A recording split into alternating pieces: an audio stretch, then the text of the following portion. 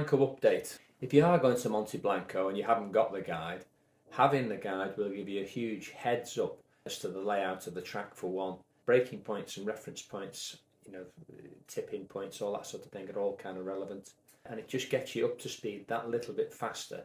For anyone who has the Monte Blanco guide, the guide was recorded a year or two ago, and the track at that point, even though it's exactly the same layout as it is now, the track was a different surface, and there was quite a lot of complaints of the surface kind of breaking up a little bit, and you get pebble dashing the front of the bikes and the visors and your knuckles and stuff with stones. They've now completely resurfaced the track, and it's so much better, so much nicer to ride, simply because you don't get blasted to death with stones. But however, there are certain points on the track, entry into turn 3, and there was a little hump, like a dimple in the track there. The dimple's still there.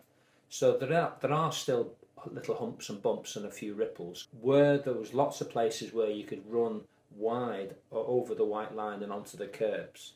There are a few places you can do that now, because they've put a fresh layer of tarmac down. The tarmac's ever so fractionally higher than what it used to be, and as a consequence there's quite a few times there's a left-right chicane over the far side of the circuit just before the big roller coaster kind of hill. Certainly going into the chicane, if you try to sort of cut the curbs a bit there, where you drop off the tarmac onto the curb and then you come off the curb back onto the tarmac, there's a distinct lip that you've got to get off and get back on, and it kind of destabilizes the bikes a little bit. So the one thing I would suggest is, when you're rolling around on your early laps, is explore the curbs, and you'll find there's some you can use, which is a tight right-hander just before the chicane over the back side of the track, and that you can run off okay. They've got the tarmac and the curb pretty much level matched. But as I said, there's lots of places where it isn't matched anymore, and the bike does drop off and it wriggles about a little bit.